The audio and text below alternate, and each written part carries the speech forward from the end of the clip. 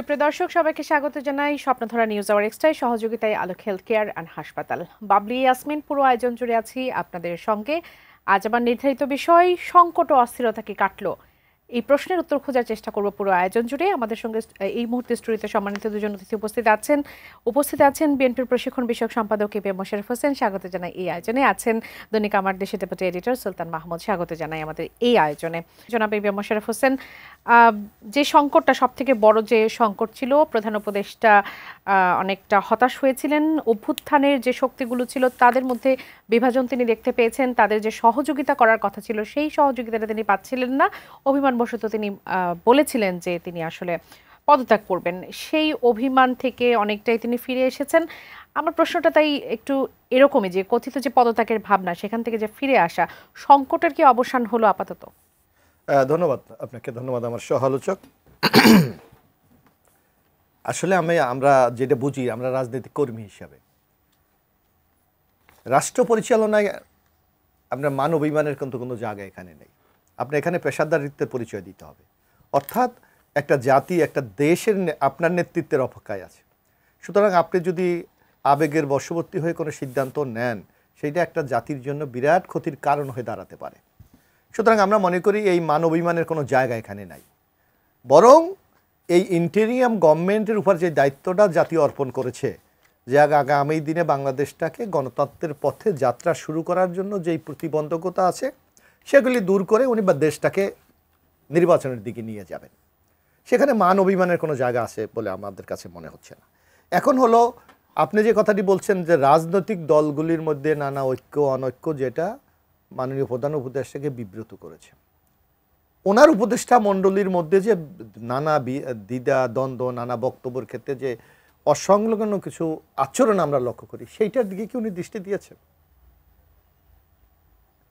ওনার কোনো উপদেষ্টা বলে জনগণ আমাদেরকে 5 বছর দেখতে চায়। ওনার কোনো উপদেষ্টার শপথ ভঙ্গ করে যে নিরপেক্ষভাবে দায়িত্ব পালন করবে, সেই ক্ষেত্রে বৃদ্ধাঙ্গুলি দেখিয়ে যার যার মতামত সে প্রকাশ করছে। তা সামগ্রিকভাবে ওনার উচিত ছিল তো ওনার ঘরটাকে আগে ঠিক রাখা, কিন্তু সেইটা না করে উনি যদি মান অভিমানের একটা খেলায় মেতে ওঠে, এটা আমার মনে হয় জাতির জন্য খুব সুখকর হবে না। বরং আমরা চাই ডক্টর ইউনূস সাহেব যে কাজটি করার জন্য উনি এই ইন্টেরিয়াম গভর্নমেন্টের সময় ওনার উপর দায়িত্ব অর্পণ করা হয়েছে, আগামী দিনে প্রয়োজনীয় সংস্কার করে নির্বাচনের দিকে দেশটাকে এগিয়ে নিয়ে যাওয়া। কিন্তু আপনি একটু যদি নির্মোহভাবে বিশ্লেষণ করেন, এই 9 মাসে বা 9.5 মাসে আমাদের কিন্তু সেই ধরনের কোনো অর্জন কি হয়েছে? হয়নি। আপনি দেখেন এই যে 9 মাসে ইতিমধ্যে আমরা দেখেছি যে সংস্কার, মূলত বিষয়টা সংস্কার, বিচার এবং নির্বাচন, এই তিনটা তো 9.5 মাস হয়ে গেছে, আমরা এখনো বিচার কার্য শুরু করি। আজকে দেখলাম যে একটা আন্তর্জাতিক ট্রাইব্যুনালে একটি মামলার বিচার শুরু করেছে, একটা মাত্র। আমরা তো বারবার বলেছি এই যে যারা ফেসি, যারা দীর্ঘদিন আমাদের উপর অত্যাচার নির্যাতন করেছে, বাংলাদেশটাকে ধ্বংসের দ্বার প্রান্তে নিয়ে গেছে, তাদের বিরুদ্ধে দ্রুত বিচার করেন। কেন 2টা 3টা 4টা 10টা ট্রাইব্যুনাল এখনো করা হচ্ছে না? উদ্দেশ্য কোথায়? এই প্রশ্নগুলো তো আমরা করতে পারি। কেন আপনার রাজনৈতিক দলগুলি অনেক বিষয়ে ঐক্যমত হয়ে গেছে? মাননীয় প্রধান উপদেষ্টার একটা বক্তব্য আমরা একটু স্মরণ করে দিতে চাই। উনি বলেছে রাজনৈতিক দলগুলি যেই বিষয়গুলি ঐক্যমত হয় সেগুলি বাস্তবায়ন করে বাকিগুলি পরবর্তী সময় কিভাবে বাস্তবায়ন করা যায় তার একটা রূপরেখা দিয়ে আমরা নির্বাচনে চলে যাব। আপনার নিশ্চয়ই মনে থাকার কথা। এখন তো শুরু হলো, আপনারা কি আশাবাদী যে? না, আমি একটু বলি, কিন্তু আপনি দেখেন ইতিমধ্যে আমরা যতটুকু দেখেছি প্রায় 70% মতো সংস্কার প্রস্তাবের সাথে রাজনৈতিক দলগুলো ঐক্যমত হয়ে গেছে। সেইগুলি কি বাস্তবায়নের কোনো প্রক্রিয়া আমরা লক্ষ্য করি? একটা অবাধ, সুস্থ, নিরপেক্ষ নির্বাচন করার জন্য মেইনলি 3টা জিনিস দরকার। একটা হলো নির্বাচন কমিশন, একটা হলো প্রশাসনিক সংস্কার, আরেকটি হলো আপনার বিচার বিভাগ, যেটা নির্বাচনের সাথে সম্পৃক্ত। আপনি এই 3টি জায়গায় এখনো কিন্তু আমরা দৃশ্যমান কোনো অগ্রগতি লক্ষ্য করিনি। স্বাধীনতা 54 বছরে আমরা এখনো নির্বাচন কমিশন নিয়োগের একটা আইন করতে পারিনি। যেই নির্বাচনের সবচেয়ে ইম্পর্টেন্ট রোল প্লে করে আমাদের আইন শৃঙ্খলা রক্ষা বাহিনী, তার জন্য আমরা এখনো কোনো সংস্কারের কোনো পদক্ষেপ আমরা নিতে পারিনি। আজকে এই একটি অবাধ, সুস্থ, নিরপেক্ষ নির্বাচনের জন্য আরেকটি ইম্পর্টেন্ট রোল প্লে করে আমাদের বিচার বিভাগ, সেখানে আমরা কোনো সংস্কার করতে পারিনি। তাহলে আমাদের উন্নতিটা কোথায়?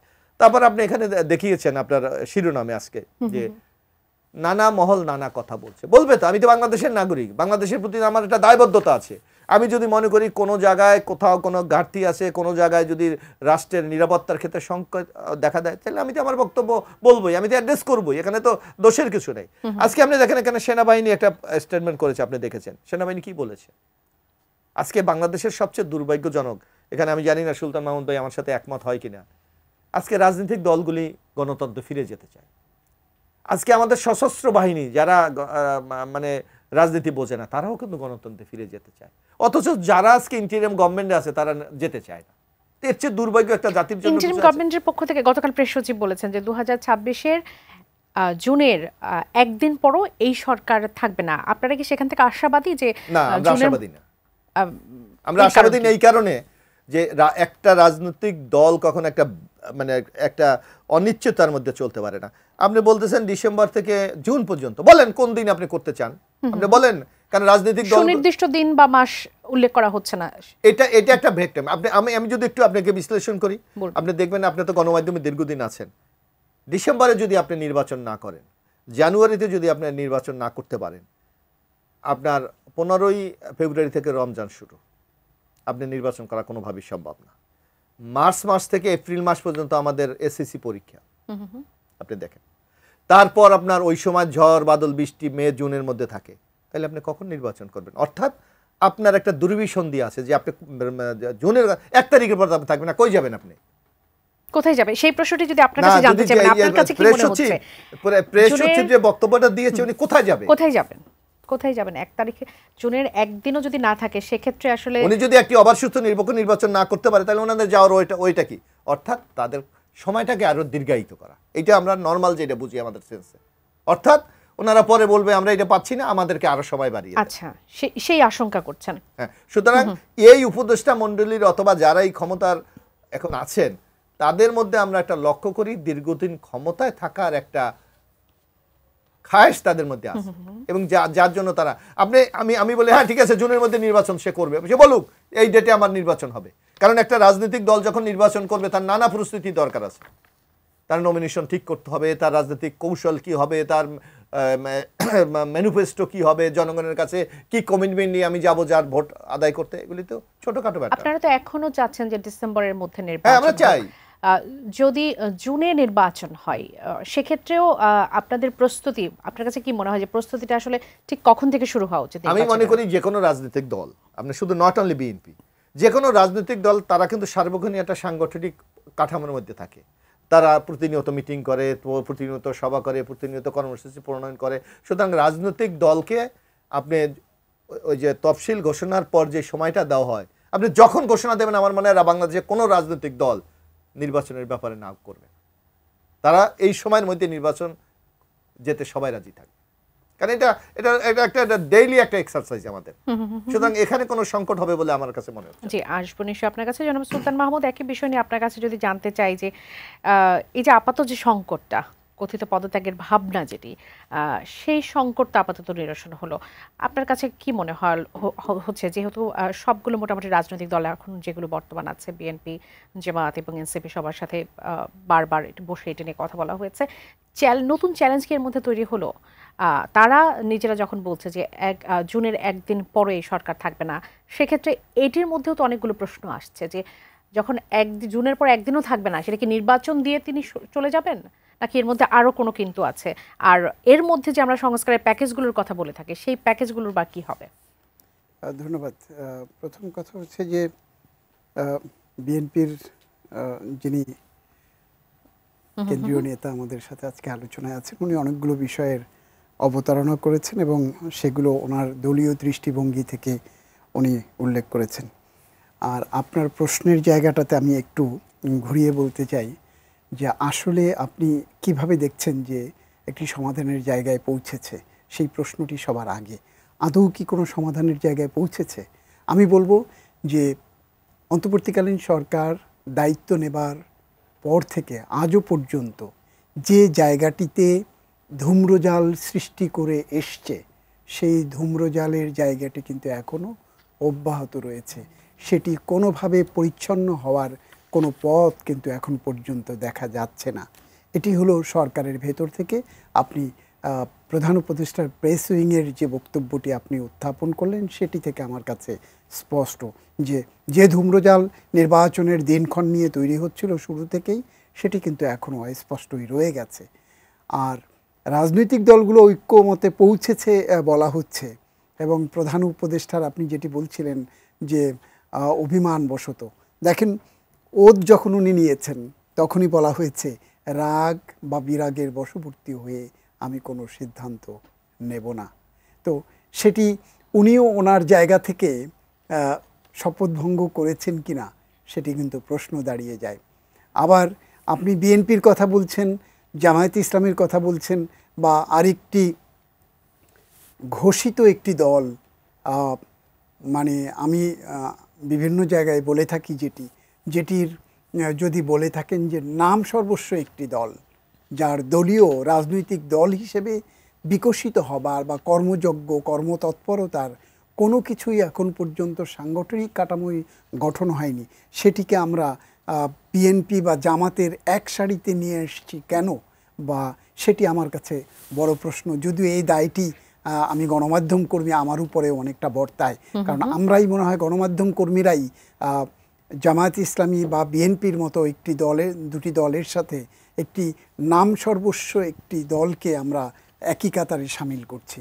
তো সেই আলোচনায় যাবার আগে আমি বলছি যে বিএনপি কিন্তু শুরু থেকেই যে কথাটি বলছিল, আমি যদি খুব ভুল না করে থাকি, ডিসেম্বরের মধ্যে নির্বাচন, এটি কিন্তু বিএনপির শুরুর দিক থেকে প্রথমেই বলেছে যত দ্রুত সম্ভব নির্বাচন, এবং একটি জায়গায় এসে পরে থেতু হয়েছে তারা, সেটি হলো যে ডিসেম্বরের মধ্যে তারা নির্বাচন চায়। জামায়াত ইসলামী অনেকটা কৌশলী ভূমিকা পালন করেছে শুরু থেকেই। সেই কৌশলী ভূমিকায় তারা প্রথমে বলেছে সংস্কার, তারপরে সেই জুলাই বিপ্লবের অগ্রভাগের যারা সৈনিক তাদের সাথে তাল মিলিয়ে বলেছে যে না, বিচার এবং সংস্কার, তার সাথেই চাই নির্বাচন। কিন্তু ভেতরে ভেতরে তারা নির্বাচনী যে ট্রেন, সেই চলন্ত ট্রেনে উঠবার জন্য সকল প্রস্তুতি কিন্তু তারা ইতোমধ্যে নিয়ে ফেলেছে। আমরা যেটা জেনেছি, দেশের ৩০০টি আসনেই তারা তাদের প্রার্থী চূড়ান্ত করেছে। তারা রমজানের আগে নির্বাচন চাচ্ছে, চূড়ান্ত করেছে। আমি যে কারণে বলছি যে বিএনপি তাহলে ডিসেম্বরের মধ্যে নির্বাচনের ব্যাপারে এখনো অনড়, জামায়াত ইসলামী সংশোধন করে সেই জায়গা থেকে এসছে রমজানের আগে। তো রমজানের আগে মানে মিড ফেব্রুয়ারির মধ্যে তারা নির্বাচনটা চাইছে। আর যে দলটির কথা বলা হচ্ছে যে সরকারের ভেতরে তাদের প্রতিনিধিত্ব আছে, আমি যেটিকে বলি যে নাম সর্বস্ব রাজনৈতিক দল, এটি আমার একান্তই ব্যক্তিগত মতামত বা ব্যক্তিগত ফাইন্ডিংস, সেই নাম সর্বস্ব যে রাজনৈতিক দলটি বা মানিক মিয়াতে বিশাল কি সমাগম করে যে দলটির ঘোষণা করেছে, আত্মপ্রকাশ করেছে, নাম ঘোষণা করেছে বা একটি কমিটি ঘোষণা করেছে, সেই দলটি দেখবেন যে সরকারের দল ঘোষণা করার আগে এবং দল ঘোষণা করার পর এ পর্যন্ত তারা কিন্তু ওই একটি জায়গাতেই তারা গোধরে বসে আছে। সেটি কি? আগে বিচার, আগে সংস্কার, তারপর নির্বাচন। এই তিনটি দল কিন্তু তিনটি দলের জায়গায় একেবারে অবস্থান এখনও অনড়। এবং গতকাল পর্যন্ত প্রধান উপদেষ্টার সাথে যে রাজনৈতিক দলগুলোর, সব রাজনৈতিক দলগুলোর যে দেখা করা বা তাদের সাথে কথা বলা বা সংলাপ যেটি বলেন, সেখানটাতেও তারা কিন্তু তাদের নিজ নিজ অবস্থান অনড় রেখেছেন। সরকার প্রধানের জায়গা থেকেও সরকার প্রধান কিন্তু কালকে তিনটি দলের বা অন্যান্য দলের যারা গেছেন তাদের সবার কথা শুনেছেন, উনি কিন্তু সেখানটাতে কোনো কথা বলে নেই। একরকম একপক্ষীয়, যখন আলোচনাগুলো হয়েছে একপক্ষীয় বক্তব্য এসছে, অপর পক্ষ থেকে কোনো বক্তব্য আসেনি। যদিও শেষে প্রধান উপদেষ্টার প্রেস উইং থেকে আপনি যে কথাটি বলছিলেন যে ২৬শে জুনের পরে একদিনও তারা ক্ষমতায় থাকতে চায় না বা সরকারে থাকতে চায় না, তবে এই যে আলাপ আলোচনা বা এই যে উদ্যোগ বা প্রচেষ্টা, সেই প্রচেষ্টার মধ্যে কিন্তু আমি কোনো ঐক্য বা সমাধানের পথ বা একই কাতারে সামিল হয়েছে এমন কোনো কিছু এখনো পর্যন্ত আমি দেখছি না। এটি একটি। আর আপনি যেটি বলছিলেন যে মান অভিমানের জায়গা, মান অভিমান, কে কার সাথে মান অভিমান করে? সরকার, জনগণ, একটি প্রেক্ষাপট তৈরি হয়েছে দেশের যারা ফ্যাসিস্ট বা যেটিকে ভারতীয় হেজিমনির যারা দোসর, ভারতীয় হেজিমনি বাংলাদেশের বুকে যারা প্রতিষ্ঠিত করেছিল, তাদেরকে যখন সবাই ঝেঁটিয়ে বিদায় করেছে বাংলাদেশ থেকে, পালিয়েছে, তখন একটি প্রেক্ষাপটে এই সরকার গঠন করা হয়েছে। এই সরকারকে দায়িত্ব দেওয়া হয়েছে এবং তাদেরকে সুনির্দিষ্ট কতগুলো দায়িত্ব। এমন নয় যে দেশের এমন কোনো ম্যান্ডেট এই সরকারকে কিন্তু দেয়নি জনগণ। আপনি যদি খেয়াল করে দেখেন, পেছন ফিরে দেখেন, সুনির্দিষ্ট দায়িত্ব। সেটি হচ্ছে কি, মানুষের গত 16-17 বছর আকাঙ্ক্ষা ছিল, প্রতীক্ষা ছিল, স্বপ্ন ছিল। সেটি কি, একটি সুষ্ঠু গ্রহণযোগ্য অংশগ্রহণমূলক নির্বাচনের মাধ্যমে একটি গণতান্ত্রিক সরকার ব্যবস্থায় ফিরিয়ে যাওয়া। সেই আশাটিকে বাস্তবে রূপ দেওয়ার জন্যই কিন্তু এই সরকারকে আমার পোর্ট অন্যের হাতে তুলে দেয়া, আমার মানবিক করিডোরের নামে আমার সুযোগ, অন্য দেশ কাউকে সুযোগ করে দেয়া, দেশের স্থিতিশীলতাকে বড় ধরনের হুমকির মুখে ফেলা, এবং এই ধরনের কোনো সিদ্ধান্ত কিন্তু নেয়ার জন্য এই সরকারকে জনগণ ওই ম্যান্ডেটটা কখনো দেয় নাই। আপনাকে ধন্যবাদ। যদিও প্রেস সচিব বলেছেন যে তাদের সবকিছু করার ম্যান্ডেট আসলে রয়েছে, আমরা সকলেই সম্ভবত এই বিষয়টি নিয়ে অবগত। জনাব মোশাররফ হোসেন, আপনি বলছিলেন যে 70% সংস্কারের সাথে ঐকমত্য হয়েছে সবগুলো দলের। আজকে জাতীয় ঐকমত্য কমিশনের সহসভাপতি আলী রিয়াজ বলেছেন যে বিএনপি, জামাত, এনসিপি সহ দেশে বর্তমানে সক্রিয় রাজনৈতিক দলগুলোর সবাই দুর্নীতি দমন কমিশন সংস্কারের বিষয়ে একমত পোষণ করেছে, কিন্তু সংবিধান সংস্কার সহ বেশ কিছু ক্ষেত্রে এখনও দলগুলো ঐক্যমতে পৌঁছাতে পারেনি। বিশেষ করে তিনি বলেছেন যে একজন সংসদ সদস্য কতগুলো পদে থাকতে পারবেন, একই ব্যক্তি প্রধানমন্ত্রী হিসেবে কতবার নির্বাচিত হতে পারবেন, তারপরে তত্ত্বাবধায়ক সরকারের প্রধান উপদেষ্টা নিয়োগ, তত্ত্বাবধায়ক সরকারের মেয়াদ, বিচার বিভাগের বিকেন্দ্রীকরণের কাঠামো, রাষ্ট্রপতি নির্বাচনের প্রক্রিয়া কী হবে, সংবিধান সংশোধন প্রক্রিয়া কী হবে, এই ধরনের গুরুত্বপূর্ণ বিষয়গুলো এখনও অমীমাংসিত রয়ে গেছে। এটি আজকে তিনি জানিয়েছেন, মিস্টার রিয়াজ এগুলো জানিয়েছেন। এই যে মৌলিক যে বিষয় সংবিধানের ক্ষেত্রে, সেটিতেও যদি ঐক্যমত না আসে, তাহলেই বা কিভাবে সামনে আসলে ঐক্যমতের ভিত্তিতে সংস্কার সম্ভব বা নির্বাচনের পথে যাওয়া সম্ভব? না, আপনি যে কথাগুলি বলেছেন এগুলি কিছু হলো প্রক্রিয়া, কিভাবে বাস্তবায়ন হবে সেইটা। কিন্তু আপনি দেখবেন ইতিমধ্যে কেয়ারটেকার গভর্নমেন্ট সবাই চায়, সব রাজনৈতিক দল চায়। মানে আমাদের মূল সংকট তো একটা নির্বাচন। সব রাজনৈতিক দল বলতে বিএনপি চাচ্ছে, সবাই চাচ্ছে, সবাই। কেয়ারটেকারের ব্যাপারে কারো কোনো দ্বিমত নাই। কেয়ারটেকার সরকার বা নিরপেক্ষ সরকারের ব্যাপারে কারো কোনো দ্বিমত নাই যে নির্বাচনকালীন সময় একটা কেয়ারটেকার গভর্নমেন্ট হবে, যেটা সবচেয়ে ইম্পর্টেন্ট। সেটা কি এই সরকারও হতে পারে না? এই সকল কেয়ারটেকারের কাঠামো কি হবে সেটা আপনাকে আলোচনা করে সিদ্ধান্ত করতে হবে। সেটাকে অধীনে আপনি ঐক্যমতের ভিত্তিতে করবেন না পরবর্তী জাতীয় সংসদে নির্ধারিত হবে কি, সেটা এগুলি আলোচনার বিষয়। কিন্তু একটা নিরপেক্ষ সরকারের অধীনে নির্বাচন হবে এই ব্যাপারে কারো কোনো দ্বিমত নাই। এক,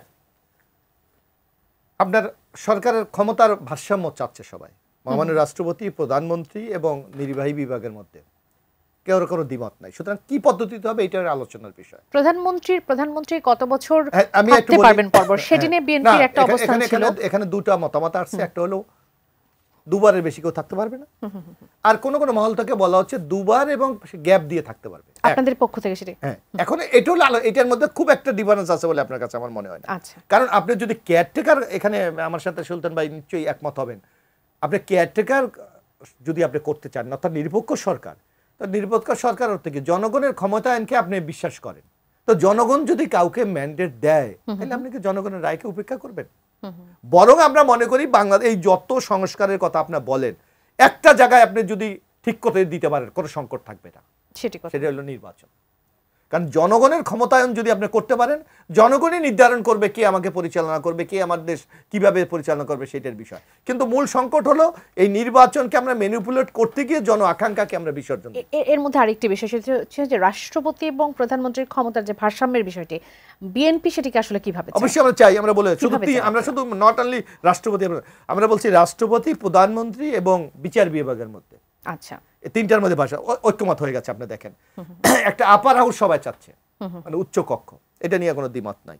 আপনি আর্টিকেল 70 সংশোধন সবাই চাচ্ছে। আমার বিচার বিভাগের জন্য নতুন আইন প্রণয়ন করা সবাই চাচ্ছে। নির্বাচন কমিশনের আইন, সাংবিধানিক প্রতিষ্ঠানগুলিকে নতুন আইন, যেটা দীর্ঘ এই 54 বছরে আমরা করতে পারি নাই। এক, অন্যান্য ক্ষেত্রে আপনি দেখবেন যে টুকিটাকি যে বিষয়গুলো আছে মোটামুটি। এখন আপনি যে কথাটা বলছেন, সংকটটা মৌলিক বিষয় কি বলছে, আমি গণপ্রজাতন্ত্রী বাংলাদেশ, আমার এটা নিয়ে কি বাংলাদেশের মানুষের খুব মাথা ব্যথা আছে অথবা কারো কোনো প্রত্যাশা আছে? আমি কেন বাংলাদেশের নাম পরিবর্তন করব? কি কারণে? আমি তো কোনো কারণ আমি খুঁজে পাই না। কিন্তু এই যে এনসিপি যেটা বলেন, তাদের একটা ব্রেন চাইল্ড কেউ তাদেরকে শিখিয়ে দিয়েছে যে বাংলাদেশ থাকতে পারবে নাকি, এটা জনগণতন্ত্র, এটা দিয়ে আমাদের মানুষের কিছু আসে যায়?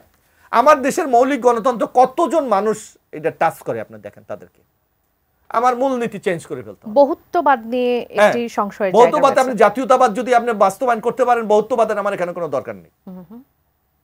আমি তো জানি না সুলতান ভাই আমার সাথে একমত হয় কিনা। আমি যদি জাতীয়তাবাদ সকল বর্ণ ধর্ম নির্বিশেষে আমি সকল গোষ্ঠীকে যদি এক জায়গায় জাতীয়তাবাদের আলোকে আমি নিয়ে আসতে পারি, তাহলে আমার এখানে বহুত্ববাদ দরকার কি? বরং আমাদের মুসলিম প্রধান দেশে বহুত্ববাদ অন্য কিছু ইঙ্গিত করতে পারে, যেটা গণমানুষের একটা রং সিগন্যাল যেতে পারে। আপনাকে সেটাও মাথায়। দর্শক আছেন, একটু তার প্রশ্নটা একটু নিয়ে আসি। দর্শক স্বাগত জানাচ্ছি, কে বলছেন, কোথা থেকে বলছেন, আপনার প্রশ্নটি করবেন। আসসালামু আলাইকুম। ওয়ালাইকুম সালাম। রংপুর মিডিয়াপুকুর থেকে আলামিন বলবেন।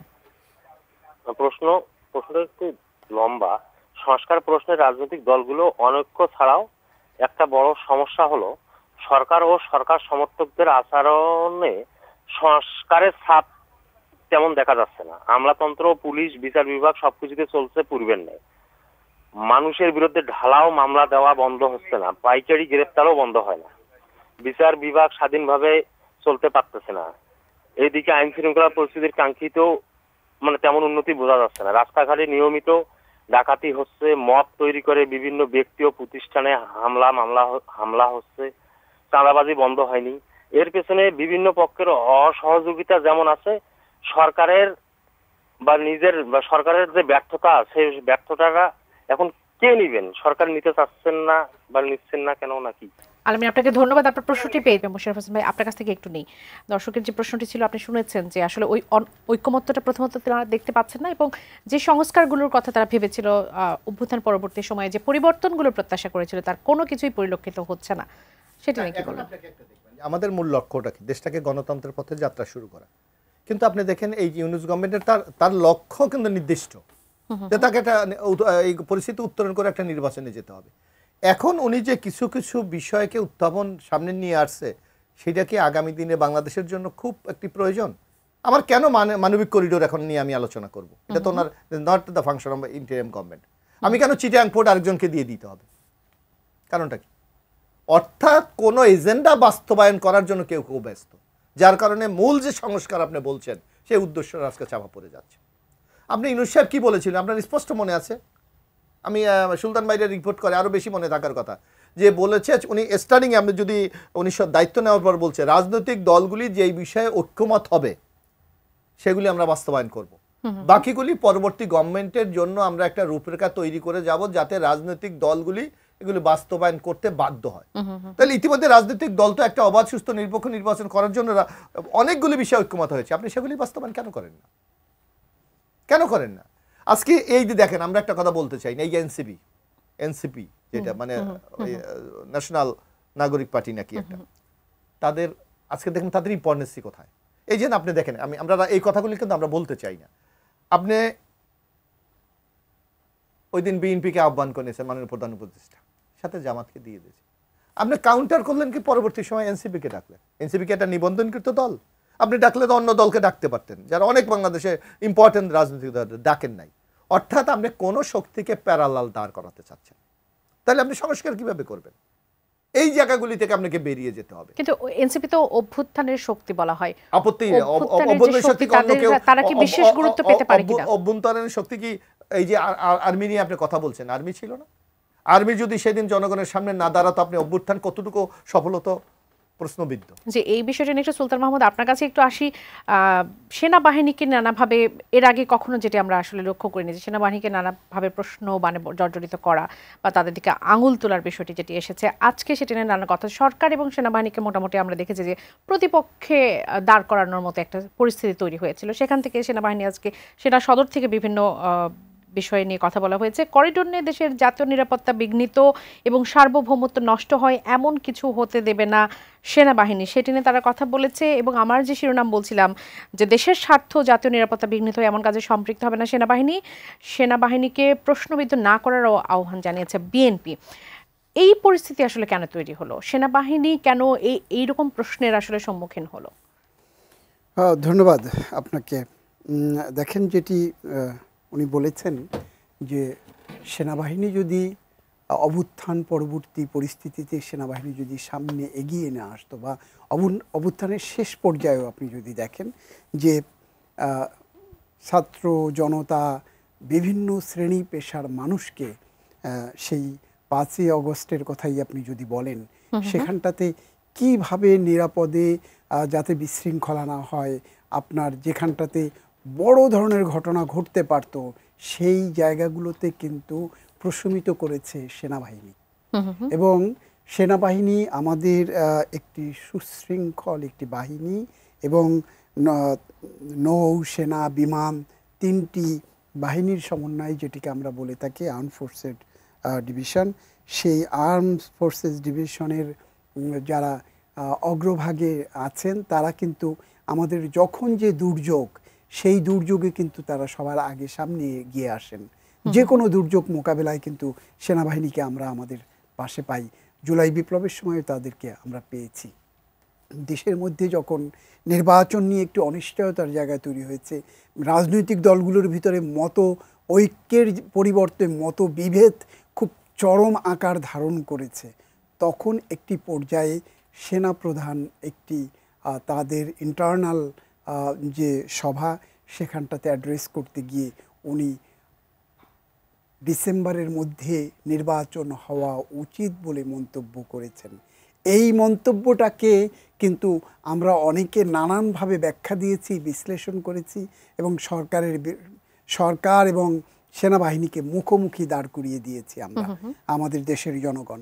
আমার কাছে মনে হয়েছে যে দেশের শান্তি শৃঙ্খলা রক্ষায় যেহেতু বিভিন্ন মুখে আভাস তাদের কাছে যাচ্ছে এবং কোন ইস্যুতে যাচ্ছে, একটি আনসেটেলড ইস্যু যেটি সেটেলড হওয়া যেত, একটি নির্বাচনী রোডম্যাপ যদি ঘোষণা হতো তাহলেই কিন্তু এই যে ধূম্রজাল সৃষ্টি যেটি হয়েছে তাহলে সেটি হতো না। এবং আমি বোধ করি যে সেনাবাহিনী প্রধানকেও এ ধরনের বক্তব্য দিতে হতো না।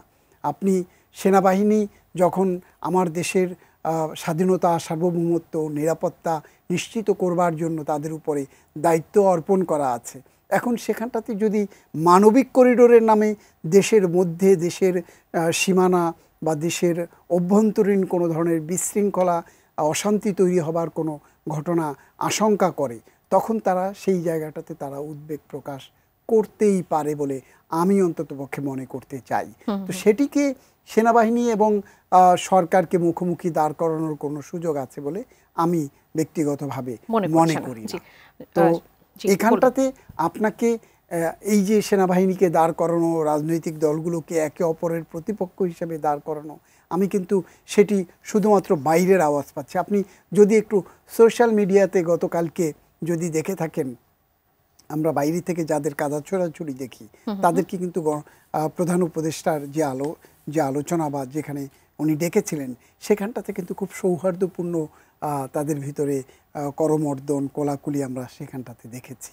তো সব কিছু কিন্তু লেঠা চুকে যাবে যদি একটি নির্বাচনের তারিখ দিনক্ষণ ঘোষণা করা হয়। আপনি নির্বাচনী তফসিল দেরিতেই হোক না কেন, আমার কাছে সেটি খুব মনে হচ্ছে না, কিন্তু সবাই কিন্তু আপনার রাজনৈতিক দলগুলো কি চাইছে সেটির চেয়েও রাজনৈতিক দলগুলো 16-17 বছর ধরে আন্দোলন করেছে, আন্দোলন করে কিন্তু বিএনপি ওনার দল তারাও খুব জুৎসই কোনো কিছু করতে পারে নাই, অনেকটা হতাশ হয়ে পড়েছিল বিএনপির মতো দলও, জামায়াতে ইসলামীর মতো দলও।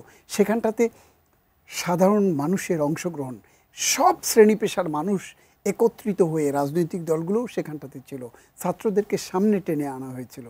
সেটির লক্ষ্য শুধুমাত্র একটি নির্বাচন। সরকারও তো আসলে নির্বাচন দিতে চায়, কিন্তু সরকার নির্বাচন দিতে চায়, আমি একবারও বলছি না চায় না, কিন্তু সেটি কখন চায় সেটির একটি সুনির্দিষ্ট দিনক্ষণ, এই যে যেটি বাস্তব বিবর্জিত, মানুষ যেটিকে কোনোভাবেই মেনে নিতে চাইছে না, জুন থেকে জুলাই, আপনি যদি যেটি আপনি বারবার বলতে চাইছিলেন বা সরকারের উদ্ধৃতি, সরকারের ভেতরের উদ্ধৃতি দিয়ে আপনি বলতে চাইছিলেন, সেটি হলো আপনি যদি ক্ষমতায় টিকেই থাকতে না চান, ক্ষমতাকে দীর্ঘায়িত করতে না চান, তাহলে ডিসেম্বরের ভিতরে নির্বাচন দিতে সমস্যা কোথায়? অতীতে আমরা দেখেছি 3 মাসের মধ্যে একটি সুষ্ঠু, সুন্দর, গ্রহণযোগ্য, আন্তর্জাতিকভাবে গ্রহণযোগ্য নির্বাচন, সেটিও কিন্তু 3 মাসের মধ্যে হয়েছে। এই সরকারের দরকার সেটি হলো গত 15 বছরে রাষ্ট্র কাঠামোর প্রত্যেকটি স্তম্ভ যেভাবে ভেঙে পড়েছিল সেই জায়গা থেকে কিছু সংস্কার দরকার। সরকারের ভেতর থেকে উপদেষ্টারাও কিন্তু সেখানটাতে বলেছে যে ডিসেম্বরের মধ্যে নির্বাচনের কথা কিন্তু এই সরকারের কোনো কোনো উপদেষ্টা বলেছেন, এবং তারা বলেছেন এই সরকারের ব্যাপক সংস্কারের দায়িত্ব এই সরকারের না, একটি মিনিমাম সংস্কার করে বাকিটা ফুটপ্রিন্ট রেখে যাবেন পরবর্তী সরকারের জন্য। এটা নিয়ে যদি একটু জানতে চাই জনাব বিবি মোশাররফ হোসেন, সরকার কেন সুনির্দিষ্ট তারিখ দিচ্ছে না বা দিতে চাচ্ছে না, বা সুনির্দিষ্ট করে একটি মাসের নামও বলতে চাচ্ছে না? আমরা যতটুকু বুঝি যে এনসিপির নির্বাচনে একমাত্র দল এনসিপি যারা হচ্ছে নির্বাচন এই মুহূর্তে হোক সেটি চাচ্ছে না, তারা যাচ্ছে আগে সংস্কার হোক তারপরে হচ্ছে নির্বাচন হোক। তাহলে সরকার কেন আসলে দিতে যাচ্ছে না? আপনার আসলে একটা বিকল্প, আমরা যেটা মনে হচ্ছে আমাদের কাছে একটা বিকল্প শক্তি দাঁড় করাতে চাচ্ছে। আপনার নিশ্চয়ই মনে আছে এনসিপি কিন্তু এখন কোনো, যে কথাটি সুলতান ভাই বলেছে, কোনো নিবন্ধনকৃত রাজনৈতিক দল নাই, তাদের কোনো গঠনতন্ত্র নাই, তাদের কোনো ম্যানিফেস্টো নাই, তারা আগামী দিনে জনগণের কাছে কোন দর্শন নিয়ে যাবে তার কোনো নির্দেশনা আমরা এখনো পাইনি। তাইলে কেন এত এই সময়ক্ষেপণ? এর একটাই কারণ, আপনার নিশ্চয়ই মনে আছে মাননীয় প্রধান উপদেষ্টা বলেছিলেন বিদেশে গিয়ে একটা সাক্ষাৎকারে গণমাধ্যমে, ছাত্রদের একটি রাজনৈতিক দল হবে। আমরা কিছুদিন পর কিন্তু দেখলাম হয়েছে। তাহলে অর্থাৎ কাউকে আপনার সুযোগ দেওয়ার জন্য কি আপনি দীর্ঘ সময় নিতে চান? এখন ডিসেম্বরে আমরা কেন নির্বাচন চাই আপনি একটু লক্ষ্য করেন। আপনি গতকাল দেখেছেন যে শেয়ার বাজারের কি ধস। এখন কি দরবেশ আছে? এখন কি সালমান রহমানরা বাংলাদেশে আছে যে শেয়ার মার্কেট লুটপাট হবে? এখন কেন হচ্ছে?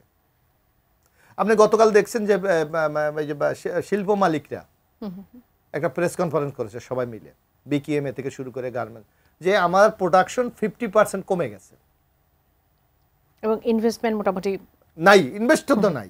তাহলে আপনাকে দেশটাকে আপনার প্রত্যেকটা সেক্টর আপনি একটা ঝুঁকির মধ্যে ফেলে দিচ্ছেন। আইন শৃঙ্খলা আপনি পাচ্ছেন না, 9 মাসে আইন শৃঙ্খলার কোনো উন্নতি আপনি করতে পারছেন না। তাহলে আপনি কি করতে চাচ্ছেন? আজকে যে সেনাবাহিনী যে কথাটি বলেছে, আপনি জানেন আমাদের মানে সবচেয়ে গোয়েন্দা সংস্থা স্ট্রং আমাদের সেনাবাহিনীতে, ডিজে ভাই আমরা যেটাকে বলি, নিশ্চয়ই তাদের কাছে কোনো ইনফরমেশন আছে যার কারণে তারা ডিসেম্বরের মধ্যে নির্বাচন চায়। কারণ আমার সেনাবাহিনী দীর্ঘদিন যদি মাঠে থাকে তাদের পেশাদারিত্ব অনেক সময় নষ্ট হয়ে যায়, এবং তারা বলছে যে জাতীয় নিরাপত্তায় তাদের যে ভূমিকা এটা সেটা রাখতে পারে না, সেটা আমার জাতির জন্য একটা বিরাট হুমকি হয়ে দাঁড়াতে পারে। দ্বিতীয়ত আপনার সেনাবাহিনীর মূল কাল হলো প্রশিক্ষণ এবং দেশকে রক্ষা করা, সেইটা এখন দিতে পারছে না। তারপর দীর্ঘদিন যদি আমরা দেখতে চাচ্ছি, যদি এরকম একটা সুশৃঙ্খল বাহিনী দীর্ঘদিন যদি মাঠে থাকে তাদের মধ্যে নানা অসঙ্গতি দেখা দিতে পারে। সুতরাং তাদেরকে ব্যারাকে ফিরিয়ে নেওয়াও কিন্তু একটা বিরাট চ্যালেঞ্জ। কিন্তু আপনি দেখবেন এই এখন সেনাবাহিনী কিন্তু মাঠে আছে ম্যাজিস্ট্রেসি ক্ষমতা সহ, এবং আপনি যদি সোশ্যাল মিডিয়ায় দেখেন এখনো কোথাও যদি কোনো দুর্যোগ দেখা দেয়, কোনো সংকট দেখা হয়, সেনাবাহিনীকে কল করা হয়। তারপরে কতদিন এই অবস্থা একটা বাহিনীকে মাঠে রেখে তাদের পেশাদারিত্ব নষ্ট করবেন? তো যার জন্য আমার মনে হয় আমাদের জাতির বৃহত্তর স্বার্থে, স্বাধীনতা সার্বভৌমত্বের স্বার্থে এবং একটা সুশৃঙ্খল বাহিনী যে সুনাম ইন্টারন্যাশনালি জাতিসংঘ শান্তি মিশনে, তা অক্ষুণ্ণ রাখার জন্য আমাদের সেনাবাহিনীকে ব্যারাকে ফিরিয়ে দেওয়া উচিত। যার কারণে আমার মনে হয় সেনাবাহিনীর পক্ষ থেকেও ডিসেম্বরের মধ্যে একটা নির্বাচন দাবি করছে। কারণ ওই যে আমি আগেও বলেছিলাম যে সেনাবাহিনী গণতন্ত্র ফিরাতে চায়, আমরা গণতন্ত্র ফিরাতে চাই, একমাত্র ইন্টেরিয়াম গভর্নমেন্ট চায় না। এটা জাতির জন্য সত্যি দুর্ভাগ্য। কিন্তু ইন্টারিম গভর্নমেন্ট তো বলছে যে আবারও যদি কোনো সংস্কার না করে যদি নির্বাচন দেয়া হয় তাহলে আবারও স্বৈরাচারতন্ত্র ফিরে আসার সম্ভাবনা থেকে যায়। না, আপনি যদি বলেন যে কোনো, আমি একটা আমাদের যে কোনো আপনার সুশাসন এটি অ্যাবসলিউটলি ডিপেন্ড অন প্র্যাকটিসের উপর ডিপেন্ড করে। যে কথাটি কিন্তু সুলতান ভাই বলেছে, আপনার স্পষ্ট মনে, আমি এই কথাটা প্রায় বলার চেষ্টা করি। 1990 সালে যখন বিচারপতি শাহাবুদ্দিন 3 মাসের জন্য রাষ্ট্র পরিচালনার দায়িত্ব নিয়েছিলেন, উনি খালি একটা মেসেজ জাতিকে দিয়েছে, আমি শাহাবুদ্দিন সাহেব একটি অবাধ সুষ্ঠু নিরপেক্ষ নির্বাচন করে আমি প্রধান বিচারপতিতে ফিরে যেতে চাই। আপনি দেখেছেন, যার জন্য একটা সংশোধন আমাদের করতে হয়েছিল। তখন কিন্তু এরশাদের মতো একটা দল 9 বছর শাসন করেছিল, তারা রাষ্ট্রীয় ক্ষমতার বাইরে চলে গেছে। কিন্তু বাংলাদেশের মানুষ কিন্তু দেখেছে যে ওই নির্বাচনে এখনো পর্যন্ত বাংলাদেশের মধ্যে সবচেয়ে অবাধ সুষ্ঠু নিরপেক্ষ আন্তর্জাতিকভাবে গ্রহণযোগ্য নির্বাচন। তাহলে আপনি তো প্রায় 1.5 বছরের উপরে সময় পাচ্ছেন, আপনি এখন কেন পাচ্ছেন না? আপনার সেই আন্তরিকতা নাই কেন? এই প্রশ্ন তো আজকে বাংলাদেশের মানুষ এখন করতে শুরু করেছে।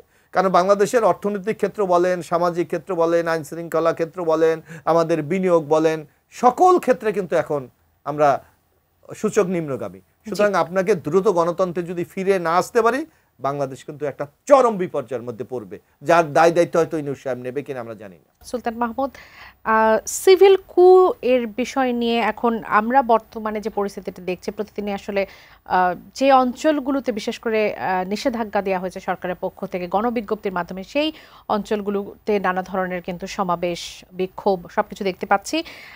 জনদুর্ভোগ ও ফ্যাসিবাদ দীর্ঘায়িত করার ক্যান্টনমেন্ট হিসেবে পরিচিত সচিবালয়ের কু সম্পর্কে সচেতন থাকুন হাসনাত আব্দুল্লাহ, এমন একটি পোস্ট করেছেন। সেই সাথে এনসিপির তাহসিন রিয়াজ লিখেছেন যে সিভিল কুয়ের চেষ্টা অব্যাহত আছে।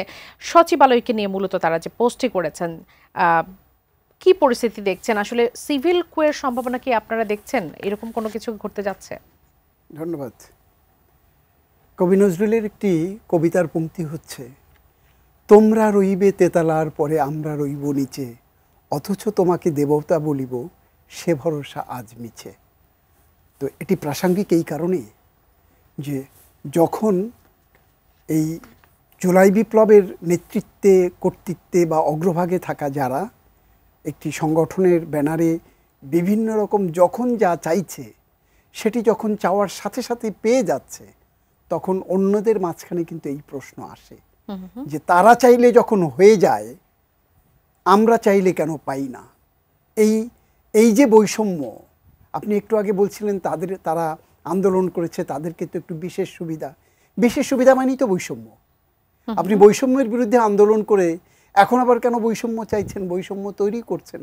সরকার কি সেই বৈষম্যের জায়গাটা তৈরি করে দিচ্ছে না? তাতে আপনি যেটি বলছিলেন যে জায়গাগুলোতে নিষেধাজ্ঞা আছে, সেই জায়গাগুলোতে একেবারেই রাষ্ট্রীয় গুরুত্বপূর্ণ যে জায়গাগুলো, সেই জায়গাগুলোতে এরকম আন্দোলন সংগ্রাম হচ্ছে, তাহলে প্রধান উপদেষ্টার বাসভবন যে জায়গায় 144 ধারা জারি করা হলো, সেই জায়গাতে এই যে এনসিপি নামক সংগঠনটি, তারা সেখানটাতে গিয়ে বসলো, ট্রাকের পর ট্রাক সাজিয়ে মঞ্চ তৈরি করলো এবং সেখানটাতে ঠান্ডা পানির বোতল সরবরাহ করা হলো। তারা ঘেমে যাচ্ছে, গলদঘর্ম হয়ে যাচ্ছে, তাদেরকে কিভাবে তাদের ঘাম শুকানো যায় সেই ব্যবস্থা করা হলো এবং তাদের সাথে বসে তাদের দাবি মেনে নেওয়া হলো। এটি যখন হলো, তখন অন্যদেরকে যখন কেউ আন্দোলন করতে গেল, তাদের দাবি সেটি যৌক্তিক হোক বা অযৌক্তিক হোক, সেই জায়গাতে আপনি এক গ্রুপকে দিলেন জলকামান, লাঠিচার্জ, আরেক গ্রুপকে দিচ্ছেন ঠান্ডা পানি, সুবাতাস, তাহলে কি বৈপরীত্য হচ্ছে না? তো এটি যখন হবে, অন্যেরটার বেলায় বলবেন যে কু হয়ে যেতে পারে, আমি এই সতর্কতাটাকে পজিটিভভাবে নিতে চাই, কিন্তু কু হয়ে যাওয়ার মতো পরিস্থিতি তৈরি হবে কেন? যে কাজটি যখন করবার দরকার ছিল সেই কাজটি কেন করেনি? আজকে 10 মাস গড়িয়ে যাবার পর এখনও কেন শেখ হাসিনার যারা দোসর, তারা এখনও ধরাছোঁয়ার বাইরে কেন থাকবে? তারা কেন এখনও নানান ইস্যুতে আপনি যখন আন্দোলন করছে, অযৌক্তিক বা যৌক্তিক যেভাবেই হোক না কেন, আন্দোলন করে তাদের সাথে সেই পতিত স্বৈরাচারের শক্তিগুলো সেখানটাতে হাত মিলাবার সুযোগ কেন পাবে? কে করে দিল? তাহলে কি এই অন্তর্বর্তীকালীন সরকার লক্ষ্যচ্যুত হয়ে পড়েছে? তাদের যে লক্ষ্যে তাদেরকে বসানো হয়েছিল সেই জায়গা থেকে তারা কি সরে গেছে? আসল উদ্দেশ্য থেকে সরে গিয়ে যেগুলো একেবারেই গুরুত্ব দেওয়ার দরকার ছিল না বা এই সরকারের উপর বর্তায় না, সেই দিকে ঝুঁকে পড়েছে? আমরা কিন্তু কখনো কখনো কোনো উপদেষ্টার কর্মযজ্ঞে কিন্তু সেটি আমরা দেখতে পাচ্ছি এবং সেই জায়গা থেকেই কিন্তু এরা আশকারা পাচ্ছে, আস্ফলন পাচ্ছে যে ওরা চাইলেই যদি হয় তাহলে আমরা চাইলে কেন হবে না? আপনি দেখেন সচিবালয়ের ভিতরে গত কদিন ধরে যে আন্দোলনটি হচ্ছে, এটির কোনো ভিত্তি নেই, ভিত্তি থাকতে পারে না। সরকারি কর্মকর্তা কর্মচারীদের সরকারি যে কর্মবিধি আছে সেটিকে মানতে লাগবে। তিনি কাজ করবেন না, আরেকজনকে কাজ করতে দিবেন না, সরকারি আদেশ নিষেধ মানবেন না, সেরকম একটি অধ্যাদেশ সংশোধন করা হয়েছে, যেটি রাতের ভোটকে, যাদেরকে সকল কিছুর ঊর্ধ্বে উঠে তাদেরকে আশকারা দিয়ে রাতের ভোট করা হয়েছিল, সেটি যাতে আগামীতে আর না করতে পারে, সরকারকে জিম্মি যাতে না করতে পারে, এখন যেটি চলছে সেই জন্য একটি অধ্যাদেশ জারি করা হয়েছে। সেই অধ্যাদেশটির বিপক্ষে গিয়ে তারা একটি আন্দোলন করছে এবং যেটিকে এখন বলা হচ্ছে যে কু। শুধু সেইখানে না, জাতীয় রাজস্ব বোর্ডেও একই ঘটনা চলছিল, সরকারকে পিছু হটতে হয়েছে।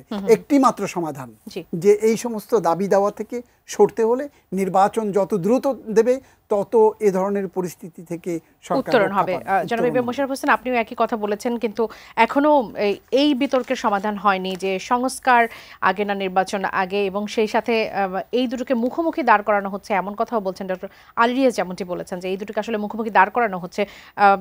একবারে সরকারি যে সচিবালয়ের যে বিষয়টি সেটা নিয়ে আপনার কাছে জানতে চাই। সংস্কার কাজে সচিবালয় থেকে কোনো বাধা আসলে জনগণকে সাথে নিয়ে কঠোরভাবে প্রতিহত করার ঘোষণা দিয়েছেন জাতীয় নাগরিক পার্টি দক্ষিণাঞ্চলের মুখ্য সংগঠক হাসনাত আব্দুল্লাহ।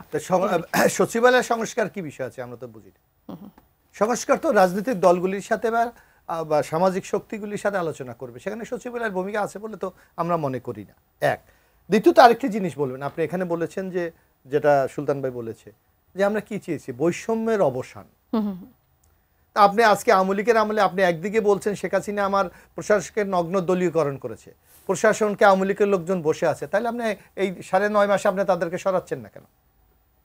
আপনি প্রায় 700 লোকের মতো যারা বঞ্চিত হয়েছে, আপনি বললেন যে আওয়ামী লীগের আমলে যাদেরকে যোগ্যতা থাকা অবস্থা তাদেরকে পদোন্নতি দেওয়া হয় নাই, পোস্টিং দেওয়া হয় নাই, আপনি তাদেরকে পদোন্নতি দিলেন, সচিব বানালেন।